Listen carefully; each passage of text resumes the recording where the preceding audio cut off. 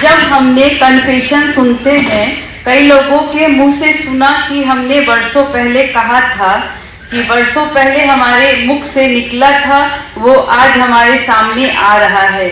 हम भुगत रहे हैं, तो हमने ब्रह्मांड में अच्छी बातें भी तो डाली हैं, वह क्यों फलित नहीं हो रही हैं?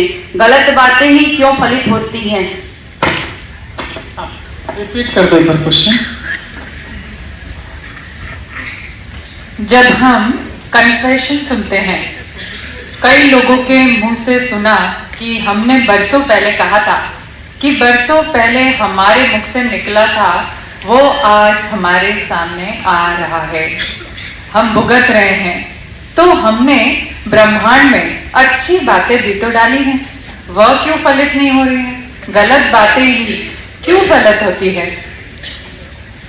हाँ, ये प्रश्न वे लोग अच्छे से समझ सकते हैं जो ऑनलाइन हमारे साथ सत्संग से जुड़े हुए हैं। कितने लोग हैं जो सत्संग से जुड़े हुए हैं हमारे, तो उनको समझ में आ जाएगा। और हाँ, हाथ नीचे, कुछ बहुत मेजर 90% जुड़े हुए हैं, तो आपको प्रश्न समझ में आ गया।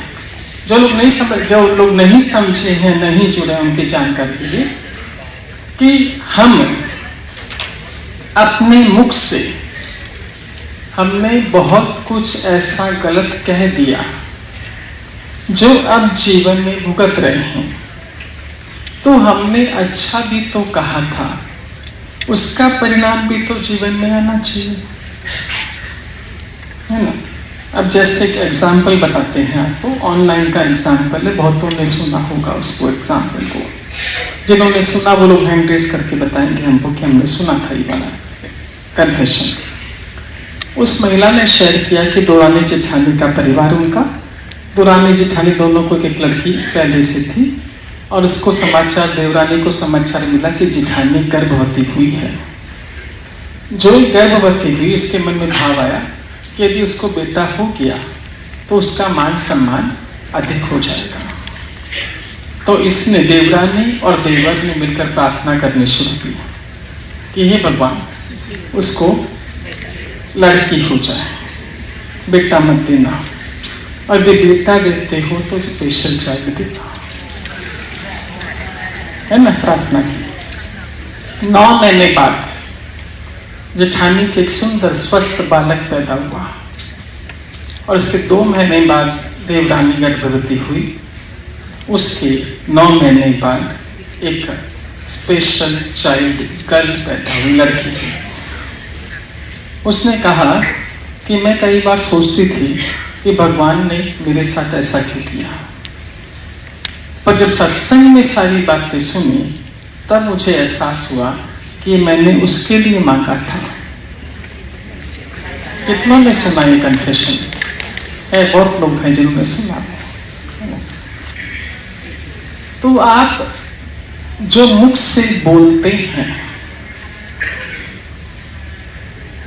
वो आपकी थाली में परोस कर ला देता है।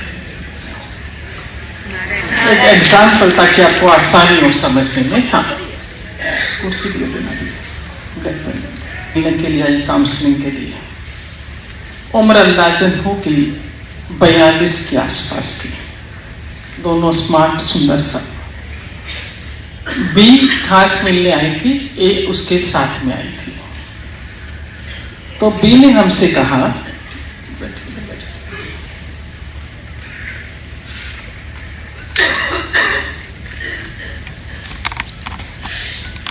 कंफर्टेबल, क्योंकि लिखने का काम नहीं है इसलिए बैठ के बताएंगे, आपसे बातचीत करेंगे। बी ने हमसे कहा कि हम दो सत्र चलता है सत्संग का, लाइव चलता है वो, बाकी 24/7 सत्संग चलता रहता है।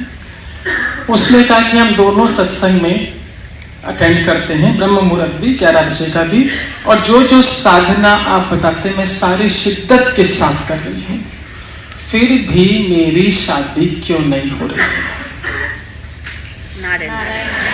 जैसा आप बोलते हैं वो सारा कर रही हूँ, और फिर भी मेरी शादी क्यों नहीं हो रही है? जबकि उच्च शिक्षित है, दिखने में बहुत सुंदर, मल्टीनेशनल कंपनी में ऊंचे पद पर कार्यरत है, पैकेज भी बहुत अच्छा है, सब कुछ बढ़िया, जब हम बातचीत कर रहे थे उससे, और उसने ये भी कहा कि मैंने जन्म कुंडली भी दिखाई थी, उसके अनुसार तो मेरी शादी, मेरे बच्चे सब हो जाने चाहिए थे अभी तक। तो जन्म कुंडली बता रही है और यहाँ तो कोई जीवन साथी का ही पता नहीं है। जब बातचीत कर रहे थे तो उसने बताया बातों ही बातों में, जो सुनिए ध्यान से, जो हमारी उससे बातचीत हुई। उसने कहा कि जब मैं स्कूल में पढ़ती थी, माता पिता की इकलौती संतान, ए भी इकलौती संतान, बी भी इकलौती संतान, अकेली बेटी। तब मैंने डिसाइड कर लिया था कि मैं बहुत पढ़ूंगी लिखूंगी, बचपन में, स्कूल लाइफ में खूब कमाऊंगी, लेकिन शादी नहीं करूंगी, क्योंकि अगर मैं शादी करती हूँ तो बुढ़ापे में मेरे माता पिता का ध्यान कौन रखेगा। तो कमाऊंगी, माता पिता के पास रहूंगी, उनकी सेवा करूंगी, पर शादी नहीं करूंगी। इसका सुन सुन के ए भी, जो कि इकलौती संतान थी माता पिता की, सेम चीज मैं भी ऐसा ही करूंगी, अपन साथ में रहेंगे, खूब पढ़ूंगी, कमाऊंगी, माता पिता के पास रहूंगी। ये दोनों का आपस में बातचीत चलती है। ए जब जाकर अपनी माँ से कहती कि मैंने सोच लिया है कि मैं शादी नहीं करूंगी, बुढ़ापे में तुम्हारे पास रहूंगी, तुम लोग का ध्यान रखूंगी, खूब पढ़ूंगी, कमाऊंगी, तो माता पिता सुनकर झाड़ देते कि तुम्हारी कमाई की बस पे नहीं रहना है हमको, तुमको शादी करनी है, हम हमारा देख लेंगे, दोबारा इस तरह की बातें मत करना। डांट देते, फटकार देते। और जब बी जाके अपने माता पिता से कहती, वो बड़े खुश होते, समाज में चार जनों के बीच बोलते कि इतनी छोटी है फिर भी इसके भीतर देखिए कितनी समझ है, 100 बेटों के बराबर मेरी बेटी है, अभी से बोलती कमाऊंगी, पढ़ूंगी, माता पिता का ध्यान रखूंगी, सीना तान कर बोलते हैं। ये डिफरेंस दोनों में। अब जब कई बार बी कहती शादी नहीं करूंगी, तो एक कहती कि मंशा तो मेरी भी नहीं करने की, लेकिन मुझे पता है कि मेरे माता पिता नहीं मानेंगे, मुझे शादी करनी पड़ेगी। लेकिन मैंने सोच लिया है कि जो भी प्रपोजल आएगा उस लड़के को मैं पहले ही बोल दूंगी कि यदि तुम मेरे माता पिता का जरूरत पड़ने पर मदद करोगे तो मैं शादी करती हूँ, नहीं तो शादी नहीं करूँगी। ये सुनकर भी उससे कहती कि आजकल के लड़के तो खुद के माता पिता का ही ध्यान नहीं रखते, तुम्हारे माता पिता का ध्यान कहाँ से रखेंगे, भूल जाओ। ऐसे लड़के भी मार्केट में अवेलेबल नहीं है। ये उसकी बोली, ये ऐसा ही चलता जा रहा था। समय के साथ बड़े हुए, संयोग से एक के जीवन में उसी सोसाइटी में रहने वाला एक लड़का, कॉलेज में साथ में पढ़ने वाला आया। उसने प्रपोजल रखा ए से शादी करने का। इसने धीमे से कहा कि शादी करने की तो मेरी भी मंशा है, लेकिन मैं इकलौती संतान हूँ, माता पिता के बुढ़ापे में यदि जरूरत पड़ेगी तो तुम मेरा साथ दोगे मैं संभालने में, तो मेरे लिए आसान हो जाएगा तुम्हें यस बोलना। उसका उत्तर था लड़के का कि जब तुम मेरे माता पिता को अपनाने तैयार हो तो मैं क्यों नहीं तुम्हारे पेरेंट्स को अपनाऊंगा।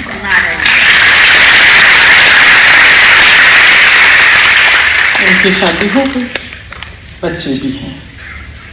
अब इसका कहना, इसने जब ये बोल रही थी तो मैंने कहा तुमने बचपन से ही ब्रह्मांड में कितनी बार बोल दिया शादी नहीं करना है, पढ़ना है, कमाना है, माता पिता के पास रहना है। वो बात अलग है कि माता पिता की दोनों की डेथ हो गई है, इसलिए भी तुमको शादी करना है ना? पर तुमने कितनी बार डाल दिया।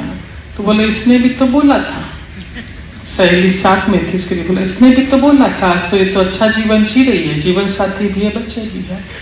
तुम्हारे बोलने में इसकी बोलने में फर्क था कि नहीं था, है ना? जो तुमने बोला तुम्हें मिला, जो इसने बोला वो इससे मिला।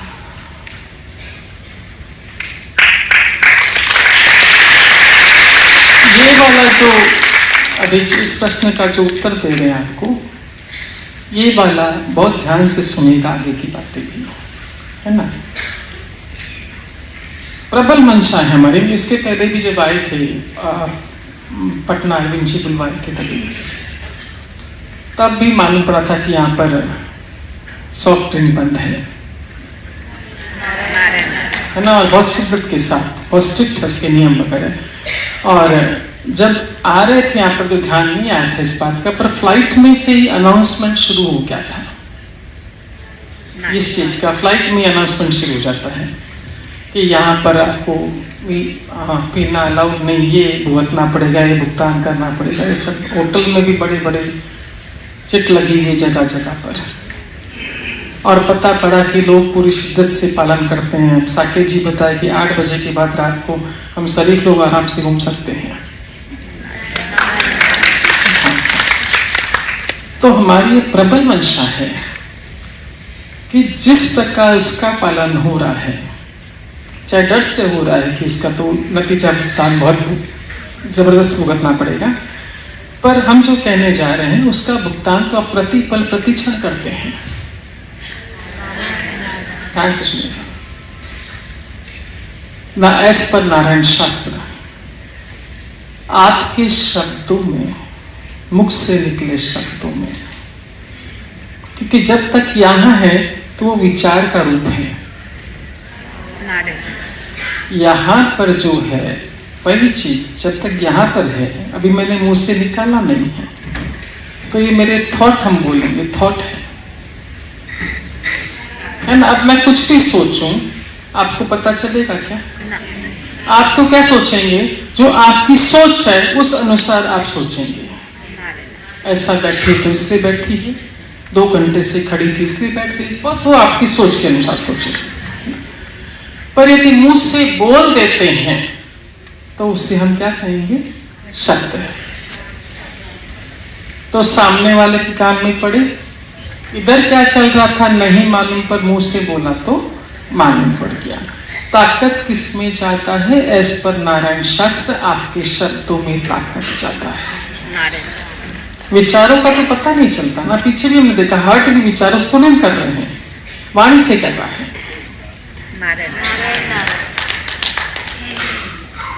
हम लोग जब छोटे थे तो कई साल में 1-2 बार, या साल में भी नहीं 2-3 साल में 1 बार हम लोग को बाहर होटल में जाने मिलता था डोसा खाने के लिए।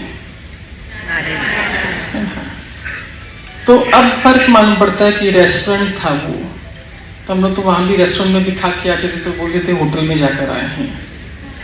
अब फर्क मालूम है, होटल मतलब क्या और रेस्टोरेंट मतलब क्या। आप जाते हैं रेस्टोरेंट में, टेबल पर बैठते हैं, और जो यहाँ बैठते हैं तो वेटर आता है, उसके हाथ में नोटबुक पेन होता है। आपने बोला, मुंबई में तो सिस्टम है, आप बोलते हैं वो लिखता जाता है फिर लाके देता है। पटना में भी वही व्यवस्था क्या? आपने बोला और वो चीजें आपके सामने आधे घंटे में 20 जैसी व्यवस्था आ जाता है। ध्यान रखिए, आइडेंटिकल आइडेंटिकल आइडेंटिकल। ब्रह्मांड की भी यही व्यवस्था है। अदृश्य देवदूत इस ब्रह्मांड में विचरण कर रहे हैं। पहले लोग ही नोटबुक और पेन लेके घूमते थे, अभी उनका भी स्टैंडर्ड बढ़ गया है। आपने देखा है मोबाइल पर ऐप आता है, आप बोलते हैं और वो छपता है ना? हाँ है। तो जो ही आप मुंह खोलते हैं उनको मालूम पड़ता है आप कुछ बोलने जा रहे हैं, वो मोबाइल अपना आपके सामने लगा देते हैं। शास्त्रों की भाषा बोल रहे हैं, शास्त्रों की भाषा बोल रहे हैं, मजाक नहीं कर रहे हैं।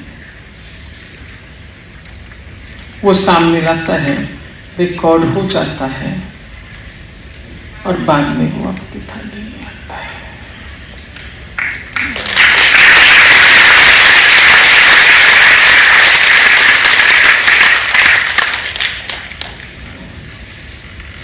तो ध्यान रहे, जब इतना सिंपल तकनीक है, हम तो बोलते हैं इतना सिंपल टेक्निक है कि हम बोलते हैं वैसा होता है, तो फिर क्यों नहीं अच्छा बोलते हैं?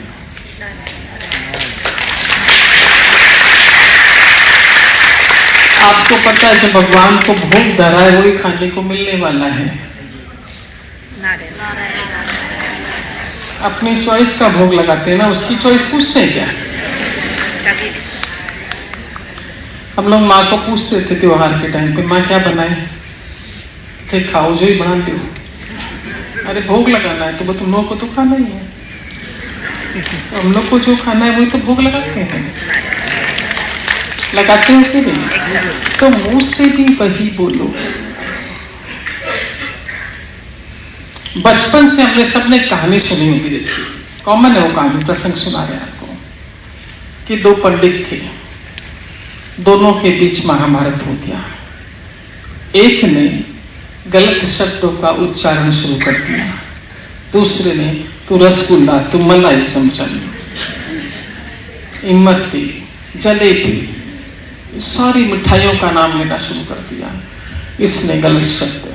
तीसरा व्यक्ति आया, बोला पंडित जी वो तो इतने गलत शब्दों का इस्तेमाल कर रहा है और आप मिठाइयों का नाम पर उच्चारण कर रहे हैं, रसमलाई, जलेबी, इमरती। बोला जो निकलेगा वही मुझे उगलना भी तो पड़े, जो उगलूंगा वो निकलना भी तो पड़ेगा, तो ये तो सामने आएगा।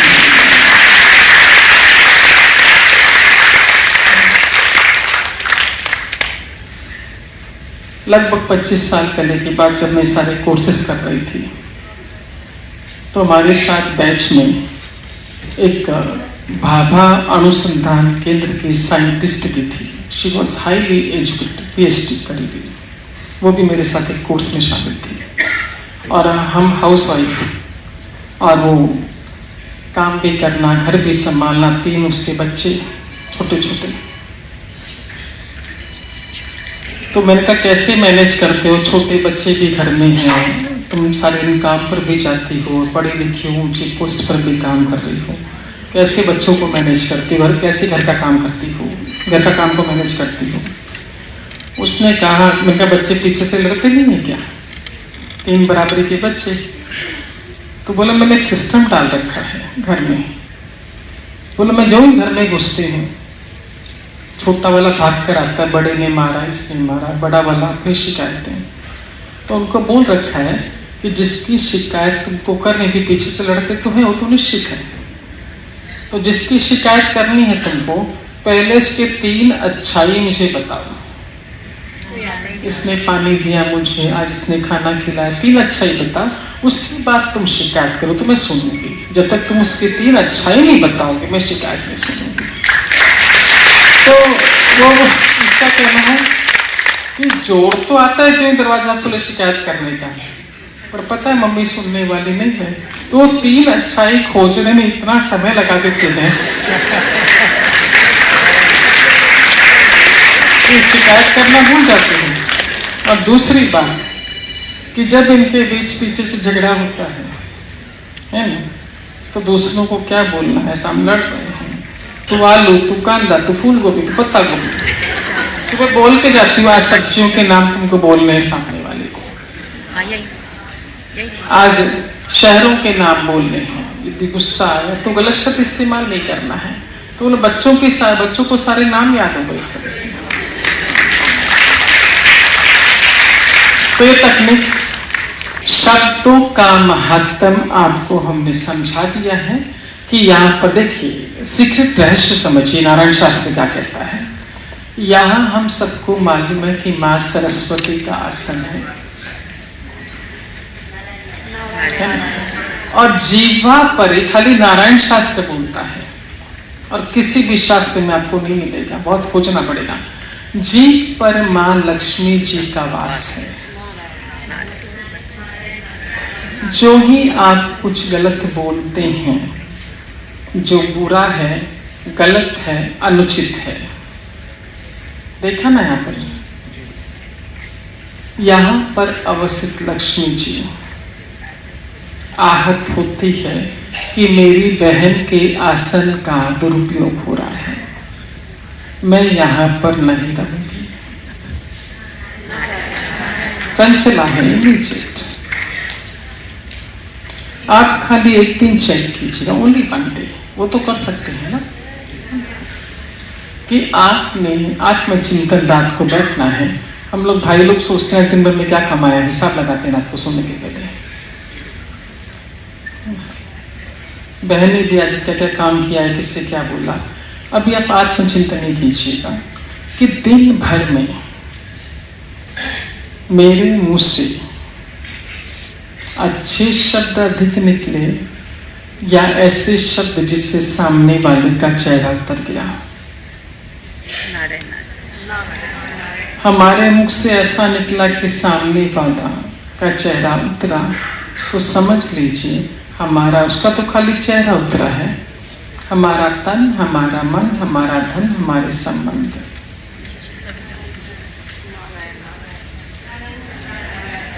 और हमारे मुंह से ऐसा कुछ निकला, सामने वाले के चेहरे पे मुस्कान आई, तन मन धन संबंध, हमारा स्वास्थ्य।